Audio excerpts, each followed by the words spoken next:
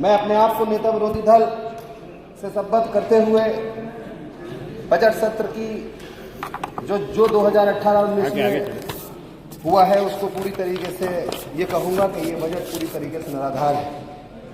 माननीय अध्यक्ष जी, सबसे पहले कानून व्यवस्था पर मैं आपको बताना चाहता हूं, आपके माध्यम से कहना चाहता हूं कि जिस तरीके से अभी एक हमारे सम्मानित विधायक जी ने ये कहा कि उत्तर प्रदेश के अंदर कानून व्यवस्था बहुत शानदार चल रही है। मैं समझता हूं कानून व्यवस्था को लेकर ही सबसे ज्यादा अगर कहीं फेलियर है सरकार का तो कानून व्यवस्था को ही लेकर है।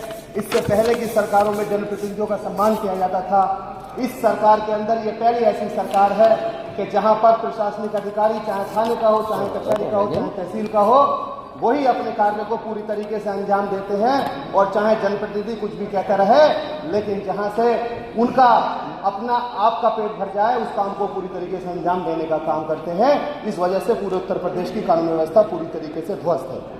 माननीय अध्यक्ष जी, मैं आपके माध्यम से ये कहना चाहता हूं कि जिस तरीके से नगर विकास स्वच्छ भारत मिशन नगरीय के अंतर्गत इन्होंने अक्टूबर 2018 तक खुले शौच से मुक्ति का लक्ष्य निर्धारित किया है, उसमें खास तौर पर बिलारी विधानसभा का जो हमारी बिलारी नगर पालिका परिषद है उसके अंदर लगभग अभी 40% ऐसे लोग हैं जहां पर शौचालय के लिए कोई भी टॉयलेट का इंतजाम नहीं किए गए हैं, जबकि इन्होंने पहले भी अपने बजट में कहा था और इस बजट में भी ये बात कही है।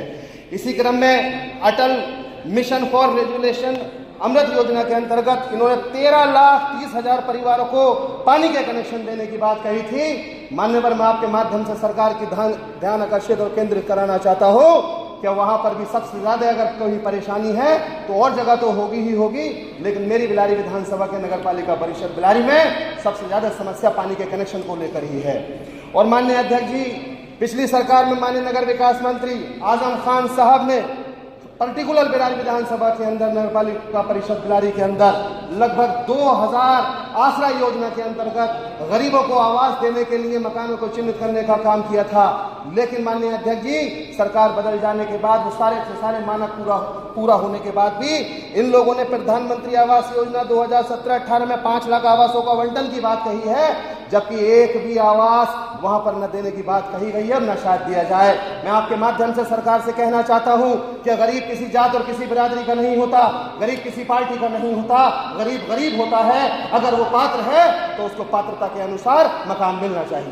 माननीय अध्यक्ष जी, मैं आपके माध्यम से अनुरोध करना चाहता हूं, ऊर्जा 2017 में जो इन्होंने 50,618 मजरों को विद्युतीकरण करने का दिसंबर 2017 तक जो वादा किया वो पूरी तरीके से खोखला और झूठा साबित होता है। इसमें मैं खास तौर पर कहना चाहता हूं आपके माध्यम से सरकार से कि वो समझ ले कि खास पर्टिकुलर मेरी विधानसभा के अंदर ही मैनपुरी, बोंडा, बहटा, भगतपुर मिर्जा और पहेली, बलकरणपुर, नानकवाड़ी इत्यादि गांवों में आज तक विद्युतीकरण का काम नहीं हो पाया।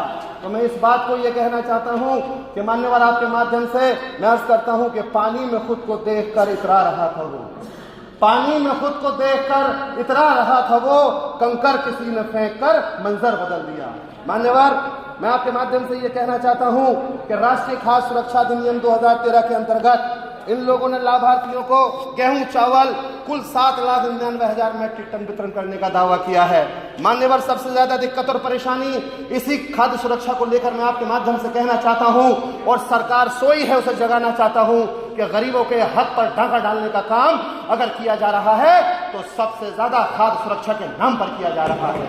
आप ये देखिए कि गरीबों को जिस तरीके से गल्ला दिया जाता है, उनको आधार कार्ड से जोड़ने का जो कानून लाया गया है उसमें आप ये समझ लीजिए कि जो गरीब सुबह को मजदूरी पे जाता है, जो गरीब सुबह को मजदूरी करने के लिए जाता है, उसके हाथों में खेटे पड़ जाती हैं, उसके अंगूठे इस लायक नहीं है कि वो अंगूठे बायोमेट्रिक तरीके से आधार कार्ड से जोड़ दिए जाएं। तो माननीय अध्यक्ष जी, उसका सीधा फायदा पूरी तरीके से आपके जो राशन के दुकानदार हैं वो सत्ताधारी नेताओं के साथ मिलकर उन गरीबों को, क्योंकि जब उनका अंगूठा ही नहीं लगा तो अध्यक्ष जी उनको राशन कहां से मिल जाएगा, उस अधिकार को लूटने का काम कर रहे हैं। मान्यवर, मैं आपसे कहना चाहता हूं इस पर पूरी तरीके से रोक लगनी चाहिए और सरकार को इस बात का ध्यान देना चाहिए कि अगर गरीब का माल लूटा जाएगा, गरीब के माल पर डाका डाला जाएगा तो वो ना दुनिया का रहेगा ना आखिरत का रहेगा।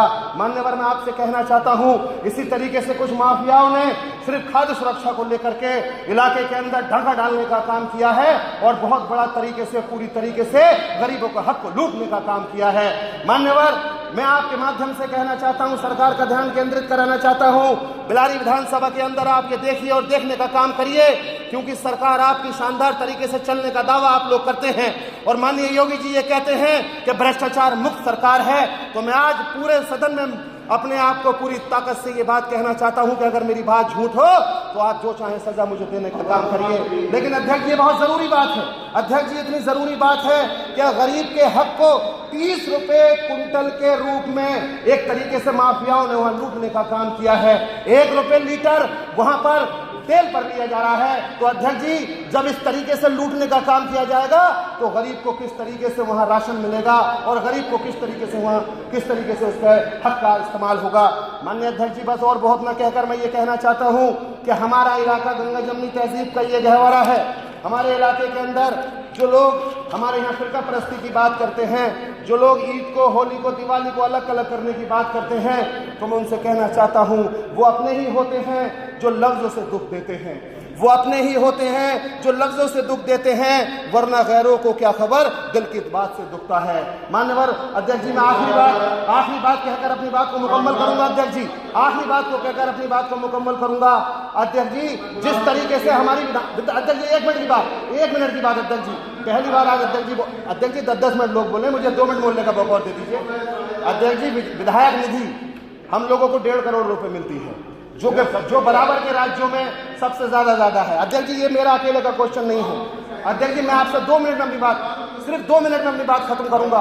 1.5 करोड़ रुपए की निधि जो सबसे ज्यादा कम है, एक तो मैं उसको बढ़ाने के लिए तो खैर आपके माध्यम से कहना चाहता हूं, लेकिन उस 1.5 करोड़ की निधि में माननीय योगी साहब का ये आदेश है कि कोई कमीशन खोरी नहीं होगी। आप ये देख लीजिए कि सबसे ज्यादा कमीशन खोरी हमारे ही प्रस्तावों पर होने का काम हो रहा है। 30 से 35% अगर कमीशन हमारा चला जाएगा अध्यक्ष जी, तो हमारा किस तरीके से विकास हो पाएगा। मैं आपके माध्यम से ये कहना चाहता हूं कि इस पर आप निर्देशित करिए और सरकार इस बात पर पूरा ध्यान दे कि अगर 1.5 करोड़ की निधि पर भी हम लोगों को कमीशन देने का काम करना होगा तो किस तरीके से हम इलाके का विकास कराएंगे और क्षेत्र का विकास कराएंगे। और माननीय इस पर जीएसटी भी लग गई। माननीय अध्यक्ष जी, मैं आपसे नहीं, माननीय अध्यक्ष जी, आपके माध्यम से बात पहुंचनी जरूर चाहिए। अध्यक्ष जी, मैं भी अपनी बात कहना चाहता हूं। तो माननीय अध्यक्ष जी, बस बहुत ज्यादा न कहकर उन लोगों से मैं ये अपनी बात कहकर खत्म करूंगा जो आपस में फिरके की बात करते हैं। अध्यक्ष जी, आखिरी बात अपने अल्फाजों में कह दूंगा और अपने अल्फाजों में कहकर अपनी बात को मुकम्मल करूंगा कि दूर कर ले नफरतों को, दिल से दिल को तू मिला ले। दूर कर ले नफरतों को, दिल से दिल को तू मिला ले। साफ कर ले वो सियाही जो दिलों पे छा गई। तेरी होली मैं मनाऊं, मेरी ईद तू मना ले। तेरा मंदिर मैं सजाऊं, मेरी मस्जिद तू सजा ले। आपका बहुत बहुत शुक्रिया, धन्यवाद। आपने मुझे बजट सत्र पर बोलने का मौका दिया, आपका बहुत बहुत शुक्रिया।